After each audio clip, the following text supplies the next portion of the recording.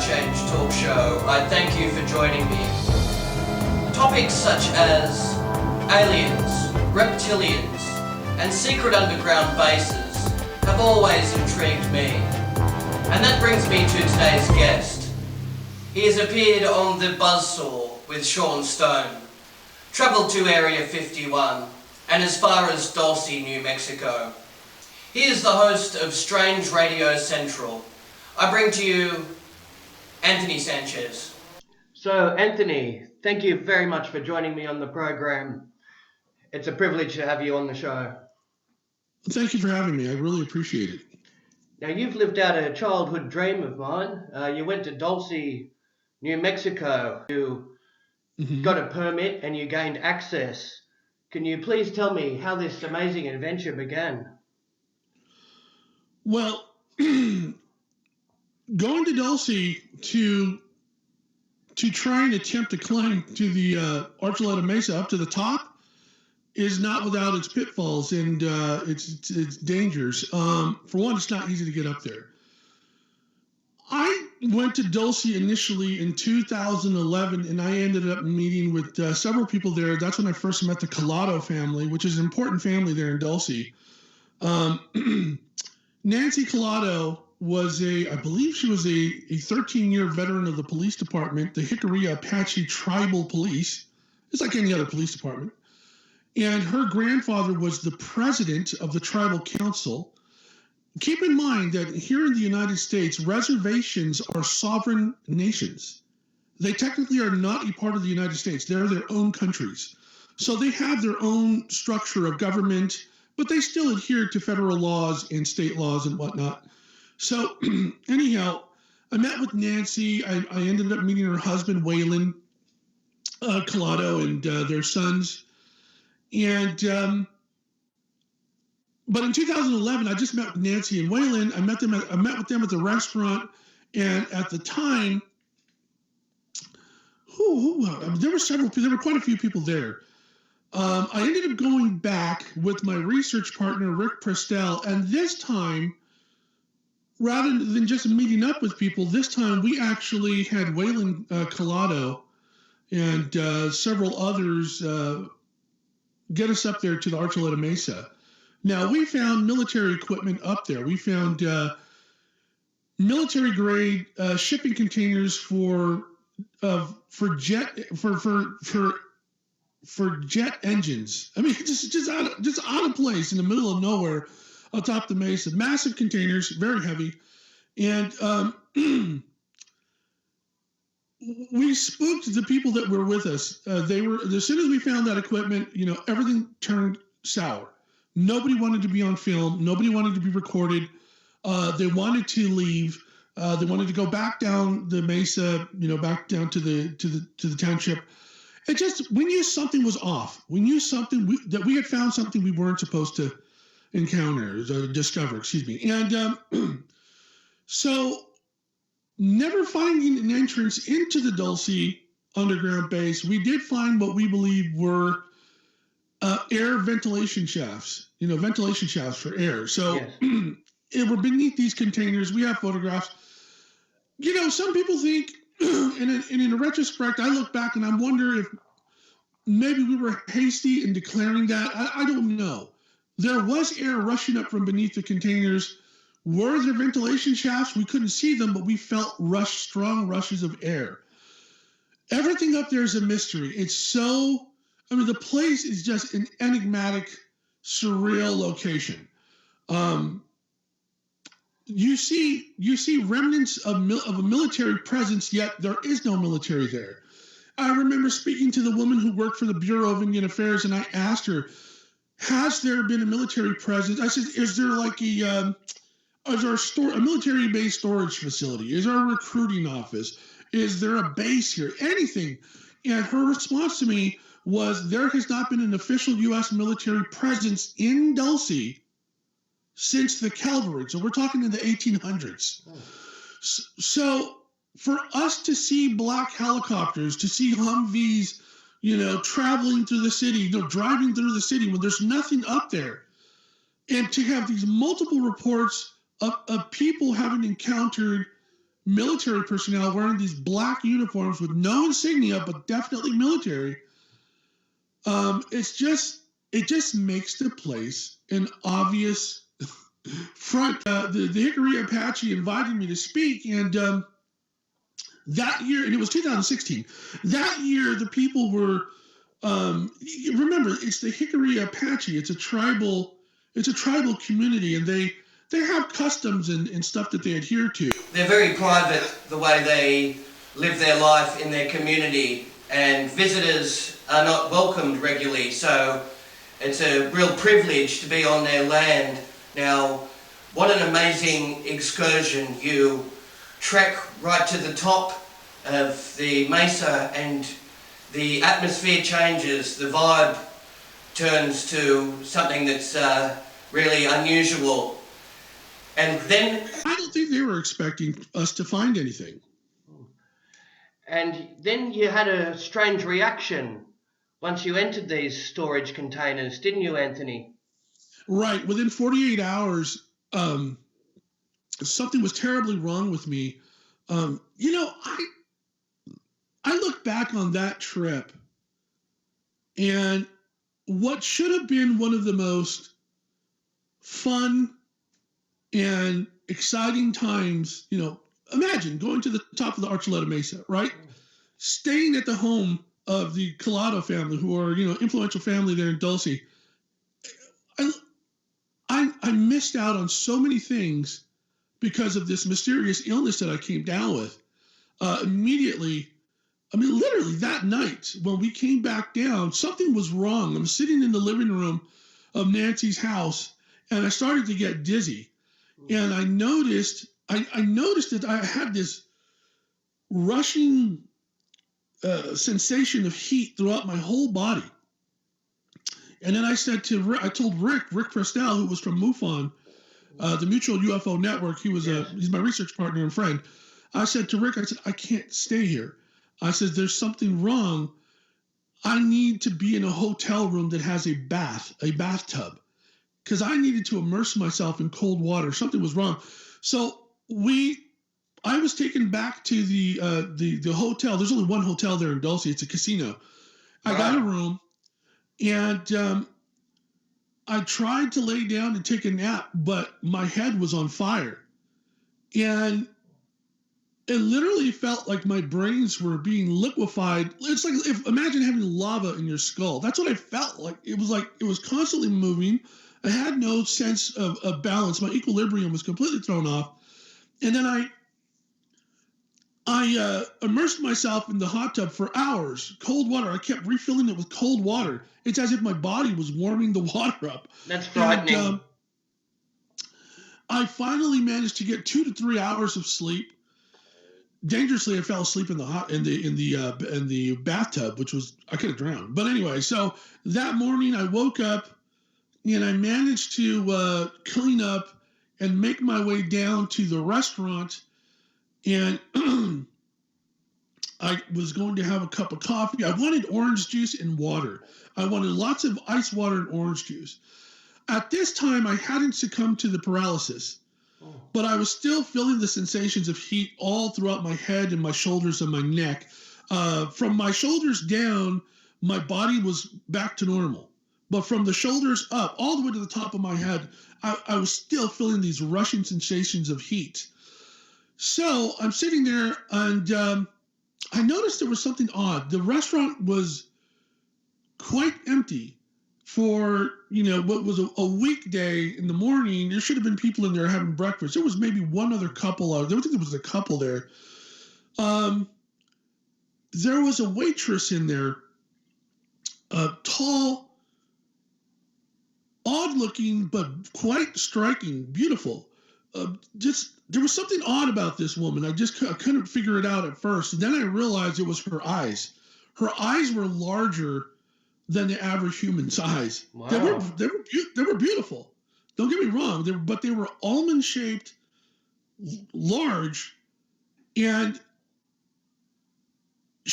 I noticed that she was the only person there, and it was almost as she was trying to kick the other people out of the restaurant. Very mysterious place, isn't it? Right. So I had this strange interaction with her, and she was serving me drinks, and where it gets weirder. When I went back to the Colados house, I still wasn't feeling well, but we had to make our way up to Taos, New Mexico, because I was speaking at a conference there for the ASPE organization for Janet Saylor. And when I told the Colados that I had breakfast at the restaurant, unbeknownst to me, they know everybody who works at the hotel. As a matter of fact, Nancy's son to this day works at the hotel. Anyway, I described my waitress to them, and the look on their face was of pure shock, because according to them, there is nobody at the hotel who looks like that, or let alone works in the restaurant. There were only 2 servers at the time that they knew of, an elderly woman and a young woman who looks nothing like the description I provided. That's fascinating. Right. So that's a real anomaly right there. Right. So who was it that was, who was paying attention to my visit? Who did we anger by going up to the Mesa? Definitely raises some concerns, doesn't it? And some of the witnesses that have seen all types of phenomenon, human and cattle mutilations. I guess a lot of the natives that live in that area, some of the stories they could tell would really Edmund Gomez. Be mind-blowing. A friend of mine who was from Dulce, Edmund Gomez, his family used to own the largest ranch in Dulce for over 100 years. And with all of the cattle mutilations that occurred on their ranch, the amount of money that they lost was staggering. You have to understand that these heads of cattle they reach into the thousands of dollars, and they just couldn't keep up with the amount of the amount of mutilations that were occurring. They couldn't keep up with the cost, and they just had to. I guess they ultimately sold their ranch, and Edmund and his father were trying to buy the ranch from his grandfather.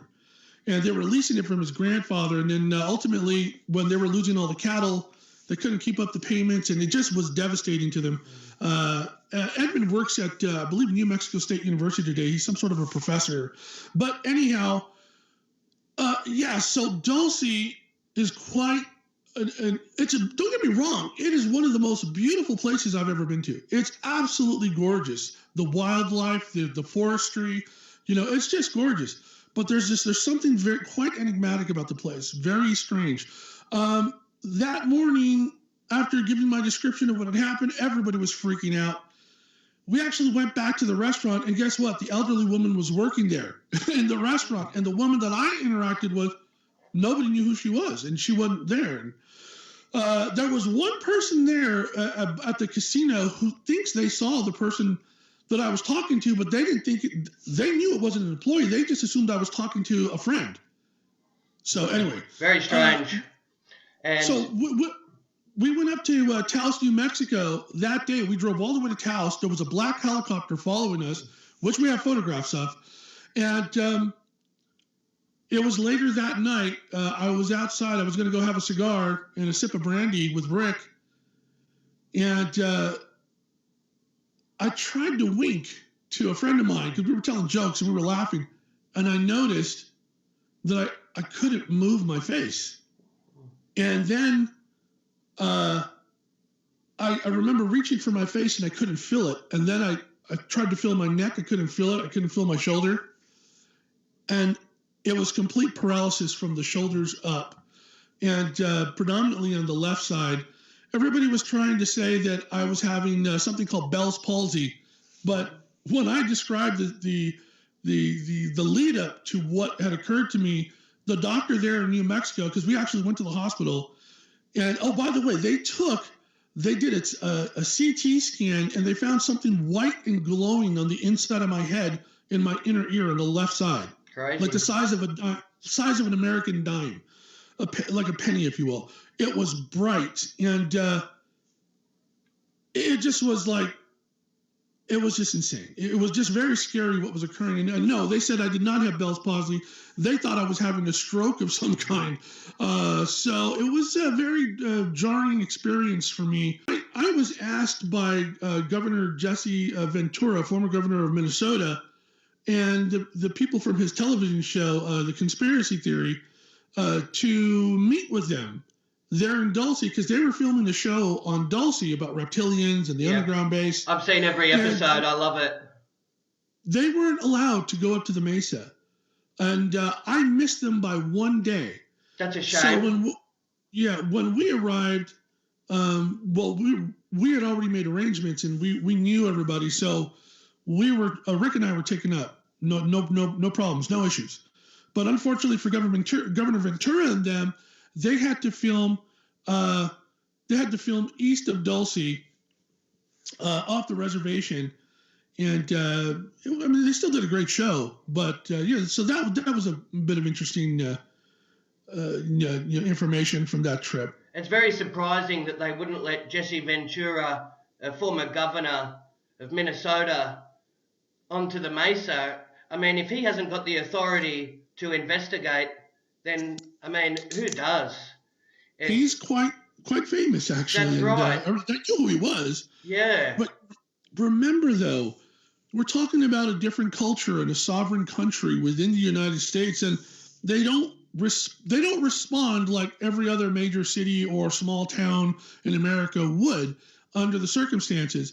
To them, they see former, Jesse the Body Ventura, the world-renowned wrestler, former governor of Minnesota, and well-known, outspoken, activist, political activist. They see him. Yeah, they loved him. I mean, they were excited, but they also were very standoffish. You got to understand, there's something culturally different that, don't expect them to react the same way your typical Australian, your typical American would, right? It's very like unusual. Probably taking somebody, I'm going to try and be sensitive here because I don't understand all the politics and everything in Australia, but I would imagine trying to go to, somewhere in the outback where, indigenous Aborigine people live and trying to get them to respond as if, a big movie star is here. We don't know how they're going to react. I mean, I don't know. Which is true, though I'm sure negotiations can be made and an agreement can be met. I mean, so it's very alarming. And the whole place, you wouldn't describe it as welcoming. There's a lot of information that's been published online. I research it until I reach a dead end, and then there's no more information online, so that leaves you with nowhere to go. There's information such as Thomas Edwin Costello, senior security technician. He released schematics and blueprints of the place and gave a very detailed analysis, didn't he? Right. Well, supposedly, if he existed, remember, my source says that individual didn't exist, and my source said that. And by the way, we did everything in our power to try and locate the existence of such person. Mm-hmm. Thomas Edwin Costello. According to your U.S. records, that person doesn't exist. So it's funny, though. We did find a Thomas Edwin Costello who was born in Roswell, New Mexico, but the age would have been like a 10-year difference or something. It was just off. It wasn't the same person.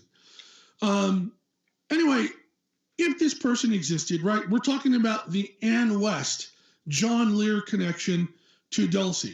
Apparently, Ann West, whose real name is Shirley Hinkle, came in contact. She knew Thomas Costello, again, if he existed, and purportedly he buried a box with photographs and a bunch of other information, somewhere there near Dulce, New Mexico, and only John Lear and I guess Ann West know the location of this box.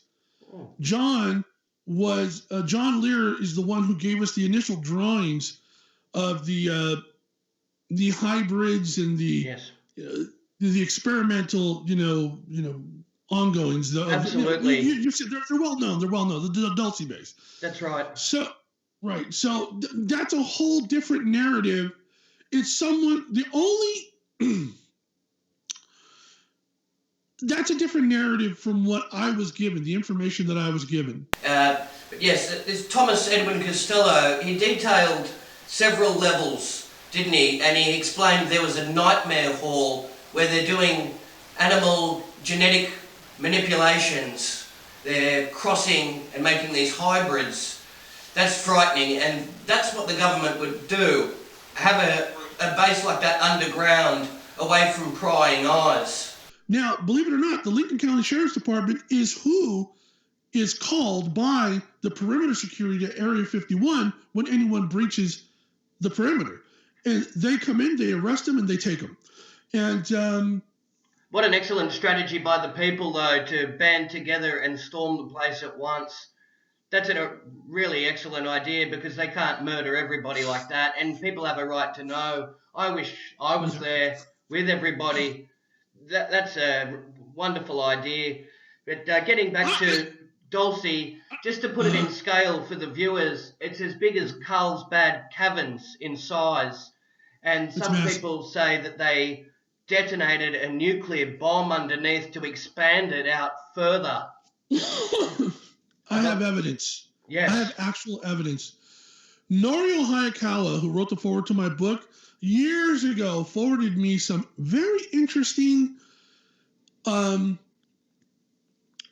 information with regards to the topology, but seismology, the seismic activity from the years, I think it was in 1967. This is what's strange. The epicenters of these recorded earthquakes formed a perfect set of lines and diagonal lines. It's like they literally were broadcasting the fact that they were detonating underground at the Mesa in the 60s. Like they were expanding the base. That's right. Now we know that they were doing massive underground nuclear explosions not far from the Mesa, westward, as part of something called Project Gas Buggy, where they were trying to release the natural gas beneath the ground. It was all about natural gas. Has nothing to do with the earthquakes that were recorded in the 60s over at the Mesa that literally form perfect lines, as if we're staring at corridors, like these massive underground corridors, intersecting one another. It's incredible. And I have the proof of that to this day. I've never relinquished it. I've held on to that. So thanks, Norio Hayakawa, for providing me with that, because it shows something was being built in the Mesa, beneath the Mesa. Awesome. Yes. That's the common story that's been told. Now, this Thomas Costello, he stated he was reading the newspapers and there was a missing persons report. And when he went to go and work his duties at the base, he seen the man that was missing in a cage. And the man was saying he had family and he needs to be returned to them. Going down in these elevators, they said it's all run off magnets, and it says do not talk to any of the patients in cages because it could delay the progress that they're making. But he disobeyed that rule and he investigated, and that's what he came up with. People were being kidnapped and taken to this Dulce base so they could operate and do experiments on them.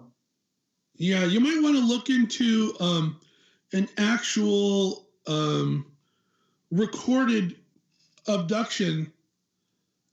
Myrna Hansen, look at the name Myrna Hansen. So Myrna Hansen and her son were driving westward towards Dulce, and they saw bright light, and then there was this whole abduction scenario that played out.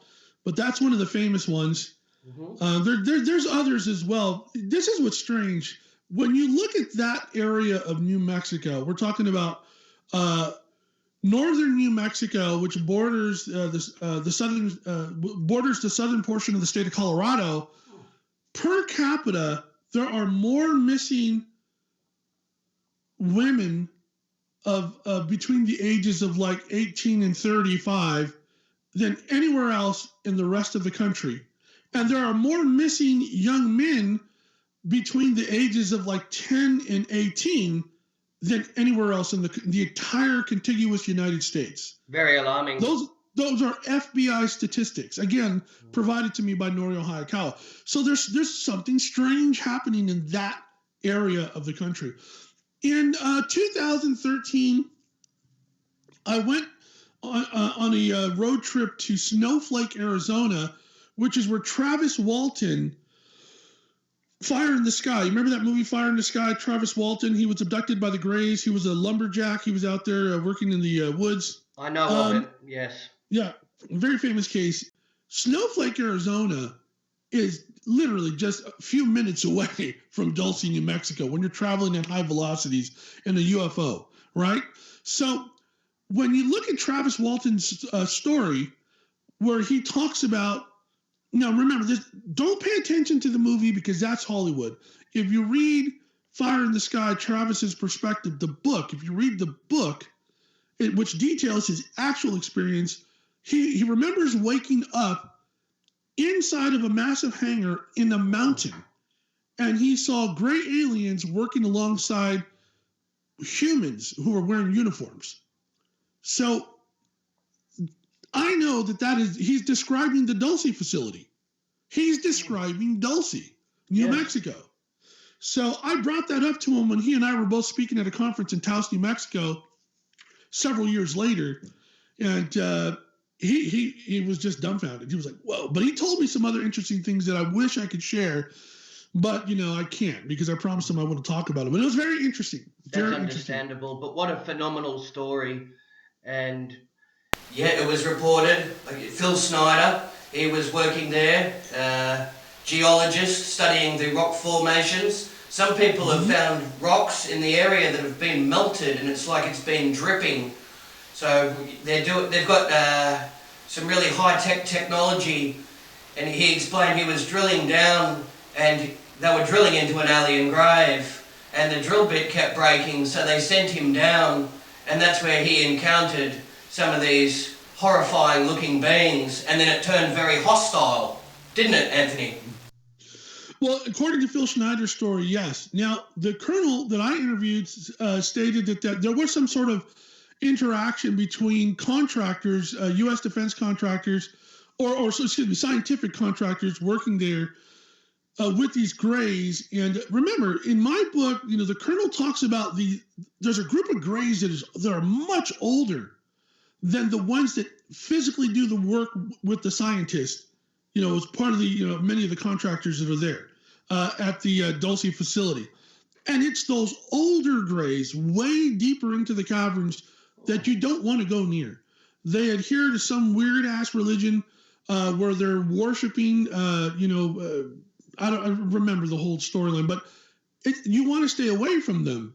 And what happened was somebody came across them, some employees, and that's what triggered the whole thing. It differs slightly from Schneider's story. This is where it's funny, though. All the people that were, I interviewed somebody who told me, again, from the Bureau of Indian Affairs, through the Collado family. I was introduced to this person through the Collado family. It was this guy, his father was there in 1979 working for the Bureau of Indian Affairs, who said the entire town was evacuated for a 2 to 3 day period. Wow. And they never knew why. But we know why, because what happened at this 1979, this encounter, this battle that was going on. Yeah. So that's why the book UFO Highway even exists, because the colonel stated that he was a part of this, classified group that would respond to these weird situations, anything weird that happened within the military. It was their job to respond, do these on-site physical and mental assessments of the individuals involved, and literally, determine who was going to continue working on whatever project it was and who was going to be discharged. So that's how we ended up in Dulce during the battle. He literally flew there during the battle, and when he got there were around 22 to 27 people that were unaccounted for. And one of the names on that list, who they assumed was dead, was Phil Schneider. Sure. What actually happened is Phil Schneider managed to escape the altercation. He was there when it happened, and he managed to leave, and then he just reemerged on the lecture circuit, and then they found him dead. That's right. And if you if you look at the book written by the son of Gabe Valdez, I forget Gabe's son's name, but anyway, it's in that book. Hey, give me 1 second because I want to make sure I get this right. So Gabe Valdez. Let me see. I just want to make sure I get this right. Sure, but the mysterious death of Phil Schneider. If you look into it, he was choked and strangled with his own catheter. And that's right. But he just did. He confirmed the cattle mutilations is what he did, and the strangeness of the cattle mutilations.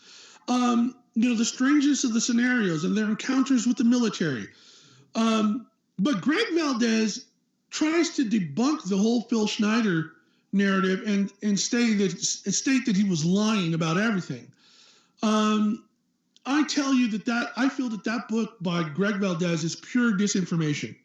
I think he's trying to conceal the truth behind what happened there at DULCE, and he's using his father's case files as a means to perpetuate this disinformation. Because if you look at the documentary by Darcy Weir and Lee Lustig, and as a matter of fact, Darcy was living in Australia at the time that he was making. He's an American, but he was making this documentary at the time he was living in Australia. It's incredible. Matter of fact, I think it's called The Underground. So I'm going to go Darcy. I just want to make sure so that your audience gets the right information. Absolutely. Right. Thank you. So right. So it's called The Underground by Darcy Weir, Weir, and Lee Lustig. If you have Amazon, you can see it on Amazon. If you're a Prime member, it's free. If not, it's like $2 American dollars. And my book is mentioned in that. I was asked by Darcy for more than 6 months to participate in that documentary, which had Richard Dolan and several other people, but I couldn't because I was bound by a contract with these people who bought the book option to my book UFO Highway, and they didn't want me to appear in any movie or any documentary or anything. So that's interesting. You're right, but I was still mentioned in the documentary. But that documentary gives you the true story of Phil Schneider, and it plays in exactly with what the book UFO Highway, my book, talks about, what was described by the colonel. He was really killed. He didn't commit suicide with his own, catheter. That's right. Somebody killed him. Exactly. If you see the documentary, it's quite clear. I trust his family more than these people who think they know Phil Schneider. 100%, because he had a firearm and he also had prescription pills. There was two alternatives. Yeah. All the geological samples that he had. See, remember you were talking about the rocks at DULCE? Yes. The minerals. The truth is that there were indeed minerals there. There were indeed samples that were being synthesized by the great aliens, which ended up becoming a part of the technology that we use in stealth technology to this day. Oh. Why do you think it's so top secret? Why do you think that they go to great lengths to prevent, crashes from occurring and retrievals by other countries like the Chinese and the Russians? Like, for instance, this Japanese aircraft that, the stealth aircraft, the Japanese flying U.S. stealth aircraft, one that just crashed recently a couple of months ago, Chinese and Russians were all over that several years ago in Iran. One of our stealth surveillance drones was brought down because of embedded Chinese technology that the Iranians had information about, and they knew how to bring it down. They knew how to jam the signals and bring that predator down, not predator, but surveillance drone. Mm-hmm. Anyway, within 24 hours, the Chinese were in Iran, paying millions for the rights to just remnants, pieces of the drone. Because it's like the United States, Australia, all these Western countries, allied countries work together to do what? To build alien, reproduction vehicles, right? Exactly. ARVs, they're all working together to reverse engineer alien technology for the advancements of military and technological, advancement. That's exactly what's happening. 100%. Yeah. So anyway, so Phil Schneider stated that the minerals and the geological samples that he had possession of were they were directly from that program where they had been synthesized by the Greys for stealth. I mean, if you look at the outer casing of the B-2 stealth bomber, you know, for one, it looks like a freaking UFO. It looks like no plane like we have ever seen before. If you had first seen that without knowing of its existence, you would say you saw a UFO. And it's stealth, and it definitely uses alien technology, gravitic component, which comes from DULCE. As a part of my research, I discovered that there are multiple companies working in and around Los Alamos, New Mexico, who are receiving technology from the Greys and releasing it through the Technological Commercialization Office, which is the public face of, you know, that portion of the academia and government that releases technologies to the private sector. So it's fascinating, isn't it? And it's really sad that they don't divulge this information to the public, that it's all top secret. A lot of people would be eager to know how far we're progressing. They say technology is about 60 years ahead than what we're actually have been allowed to know. So we're really being held back. Now, that's true.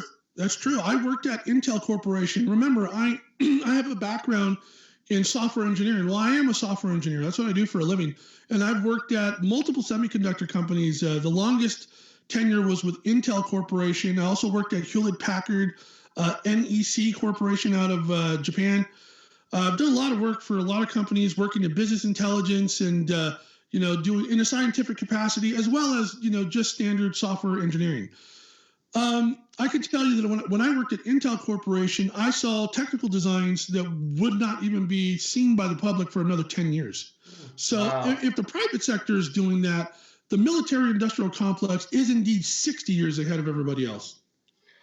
And what makes me often think just how nefarious the actions that they're committing are is these artificial wombs and these creatures that they say are being held there. Some of them, they have the blood, it's like an octopus, it's like blue ink, all types of creatures and different levels. The further you go down, the more frightening it gets by the sounds of it. Jeff, isn't it funny that just 2 years ago, there was a mainstream academic scientific consensus that there's a strong possibility that cephalopods like octopus and squid are not natural to the Earth, and that they may be aliens living among us and, you know, in our oceans, because they have the ability to change their DNA unlike any other creature on this planet. They can literally perform self-modification at the cellular level. They can change their DNA. And how many times have you heard this before? From the time you were a kid, you know, going to aquariums and whatnot. An octopus could quite literally be as intelligent as a human being, if not smarter. It's just that they live in a different realm. They live in the ocean. They have a different reality than we do. That's a very important fact you stated there. There is a comparison. It is very foreign and off-world, the way the mechanics of these creatures operate. There is a definite link there. How many moons around how many of the planets in our own solar system have oceans beneath the ice? There's several of them. Now, there's a photo that's been released. They reckon it's the top of the base. I don't know if that's 100% correct and authentic. The pictures. I'd like to see that if you can send it to me.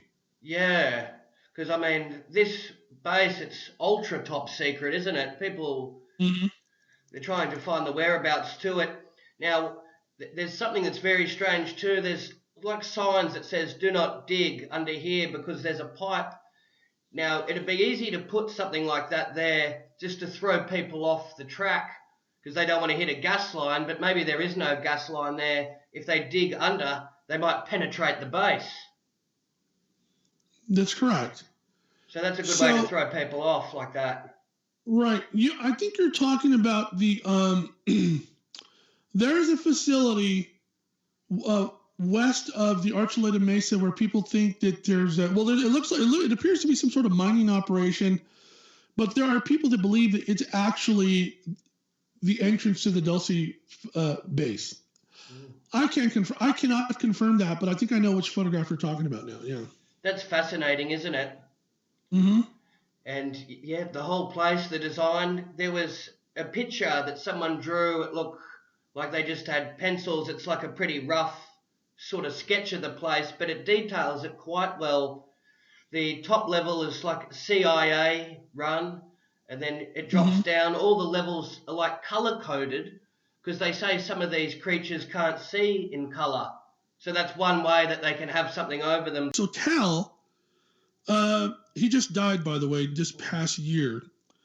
He was the first one that gave us illustrations of what we know of as the Dulce base. If you recall, there was a very famous, Jason Bishop III, a.k.a. Tal Levesque. Now it's coming back to me. There was a famous drawing that showed the United States Southwest, and it had all these intersecting shafts, right? And there were maglev tunnels. Yes, yes. And it showed Dulce, Los Alamos. It showed China Lake Air Force Base. Oh, no, China Lake U.S. Naval Weapons Station. All these different facilities. And it's so funny because I recall back in 2009, I think it was 2009, I don't remember the exact year, but John Lear, I remember him stating that he was at the UFO Congress, which was in San Jose, California, which is where I was born, by the way. And he saw a military buddy there, and he knew that guy was coming from Monterey, which was a couple hours away, and he asked him, "How did you get here?" And the guy just told him, he goes, "You know how I got here." And John was like, "Oh, the tunnels." So apparently John was saying that there was a one of these tunnels, these maglev underground tunnels, yes, from Monterey, where there is a I believe it's Air Force. There's an Air Force base there. Don't remember if it's an Air Force or not. God, I'm gonna be embarrassed for saying that. That's a very important fact that you raised. These magnetic levitation. It's this train that operates. They say it goes faster than the speed of sound, and these hundreds of underground bases are all connected. And the walls are polished like black glass, they state. Right. So it's the U.S. Navy. There's a Presidio of Monterey. There's a U.S. Navy department. Anyway, it's on the coast, so obviously it's the Navy. But right. So there's a military base there, and apparently that's where this guy had come from. That John Lear was talking about. Yeah, I'm just telling you, there's so much information. There's so many pieces of data. There's a lot of disparate information, Jeff, with regards to UFOs, underground bases, grays. And it's not just limited to the United States. Australia has a bunch of weird stuff going on too, my friend. Yes, so, I'd imagine so. We have Pine Gap here. There was a story that was also released at Dulce. Oh, well, get this. The Pine Gap facility, according to this colonel that I interviewed, there were grays that were shipped there to the Pine Gap facility after something happened.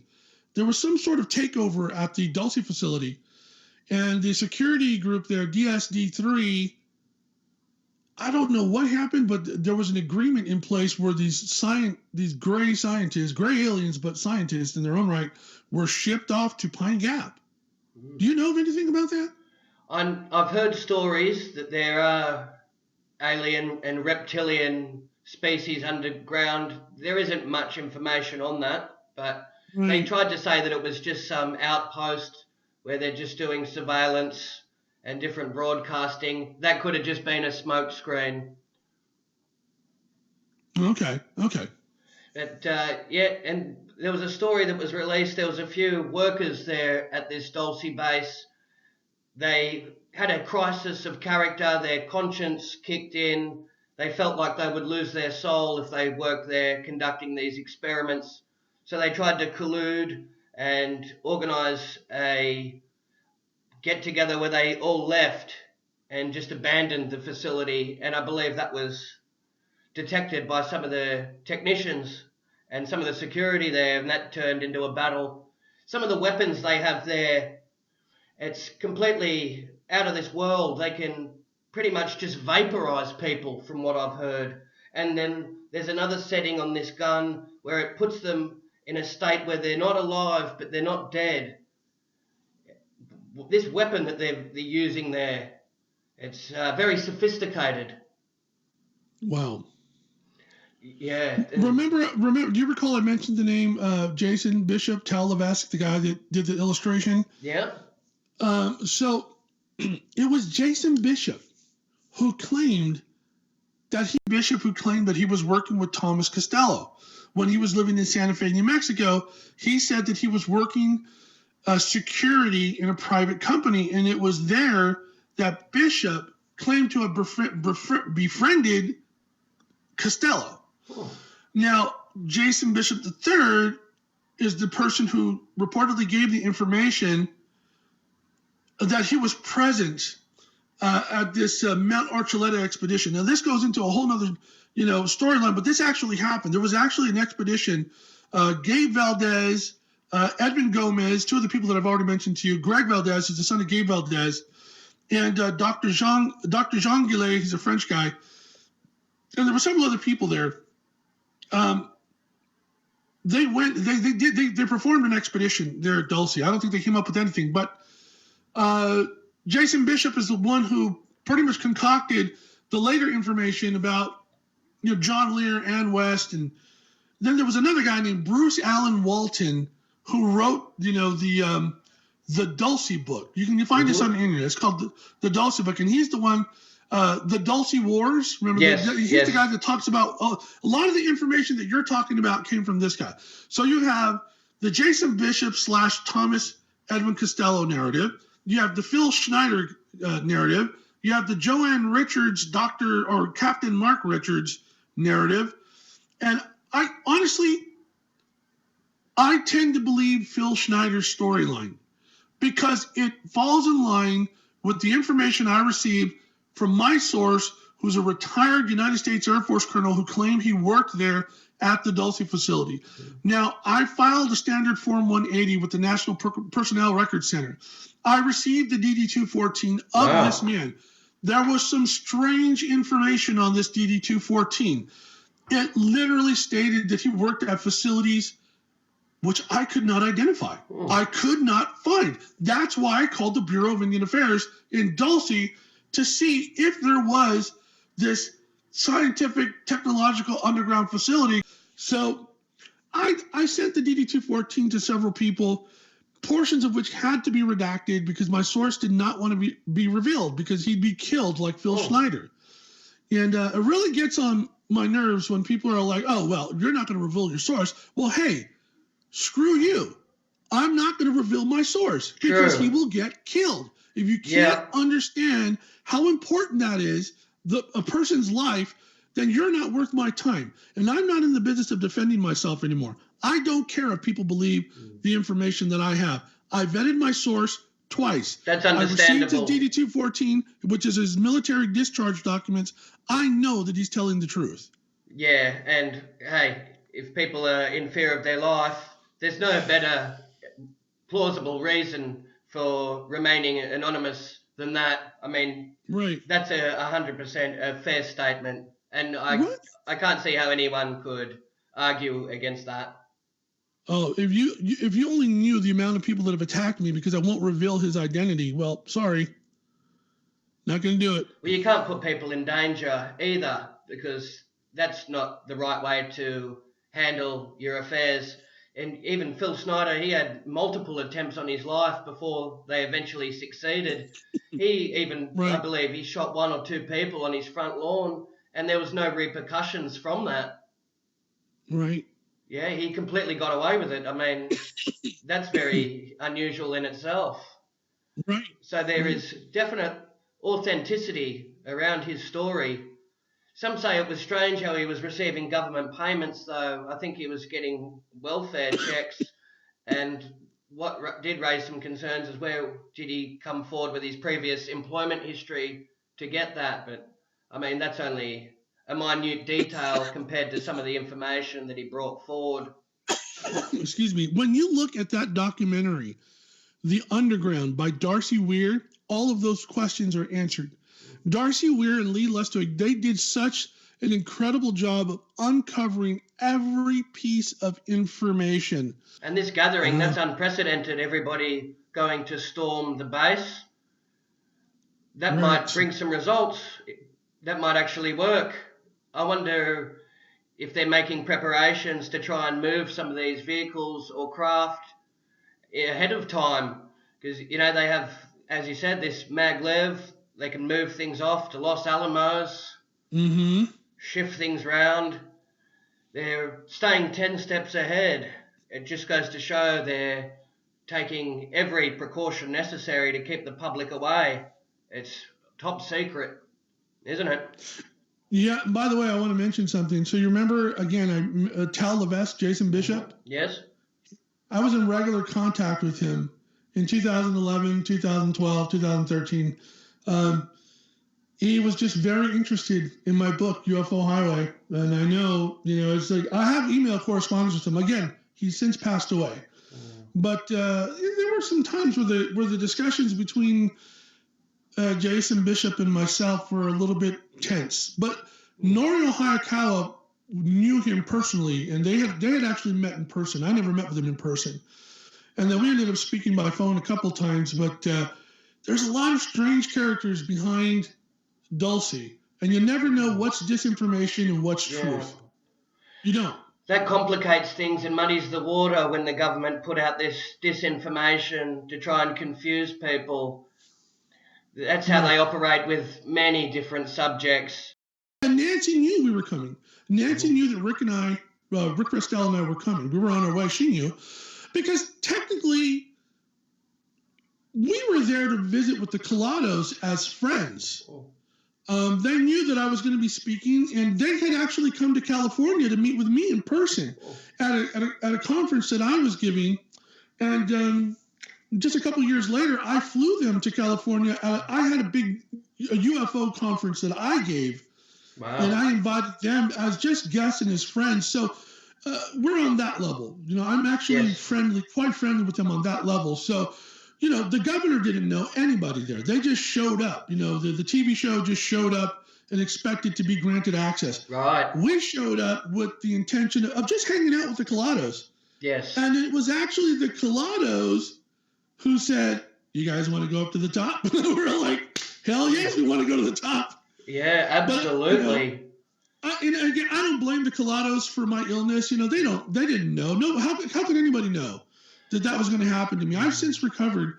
If you go to Project Camelot with Carrie Lynn Cassidy and you look at the video that I did with her in 2012, first of all, I was paranoid at that time. I thought I was going to die. I thought I was dying.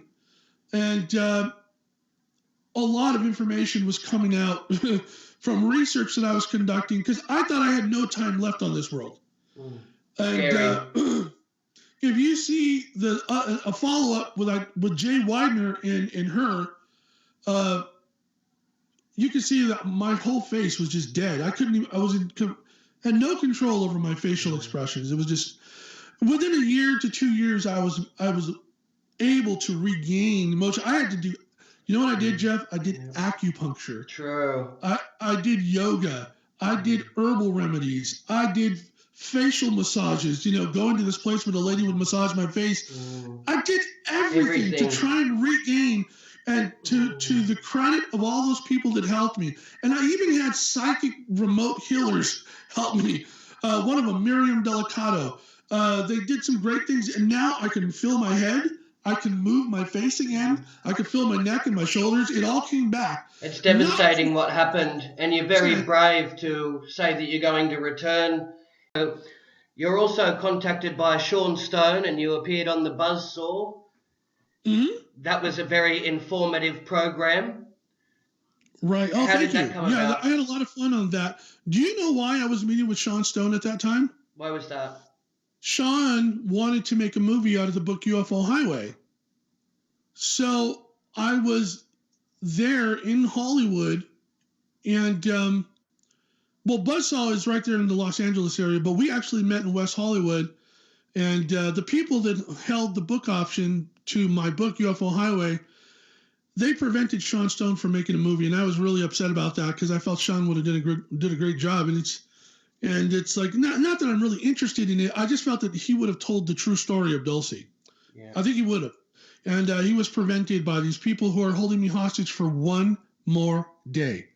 Tomorrow, on the 14th of July, it will have been officially 8 years that I've been with these people, and it ends tomorrow. I'm severing the relationship, and I can go on my merry way and have somebody else make a movie or whatever they want to do. It's been a long time coming. Well, look, Yeah. I want to thank you very much for appearing on the program.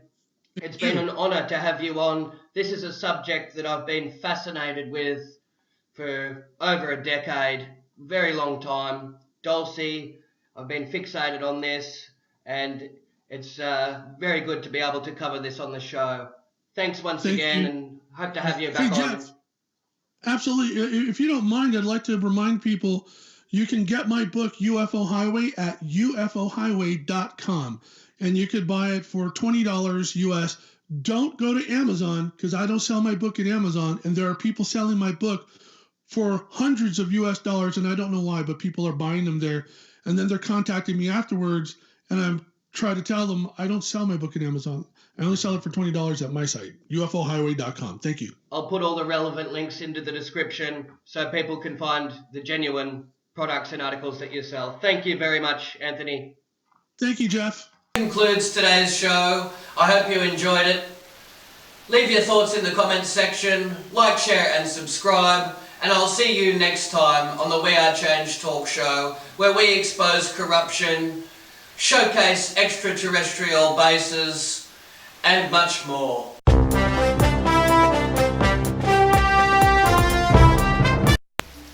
Are you fed up with the propaganda and deception from mainstream media? Well, you deserve better. That's why the We Are Change talk show is here. I'd like to welcome everybody to the Australia Unite for Children's Rights event. My name's Jeff O'Toole. Have you experienced an injustice or a form of corruption? Well, phone the We Are Change talk show today. My son has, he contracted Listeria meningitis at birth, but I believe this happened to him intentionally, that somebody actually got to him and poisoned him. If you could look into the camera and speak to these accusers, what would you say to them? I'd say to them to actually go and find someone real to go and chase, and to leave me alone, because I don't deserve the treatment that I'm getting from you, that's for sure. And you guys should actually be held accountable for the harassment and all the undue stress and money that you have cost me over all this time. Yeah, I just wanted to thank you for having me on. I really appreciate it. Like you said, I think people need to work together. A pleasure, brother. Nice to see some voices in Australia doing this sort of thing. It's a pleasure to be here, and certainly appreciate the platform that you've created. Thank you for having me on. We Are Change has a great reputation, so I'm glad to be on your show. And Thank you. Thank you for having me, and I appreciate it as well. Excellent. Good luck. Thank you for having me, Jeff. You're welcome. Thank you for having me, and just, thanks for supporting victims down there. So don't hesitate. Phone the We Are Change talk show today. The number is on your screen.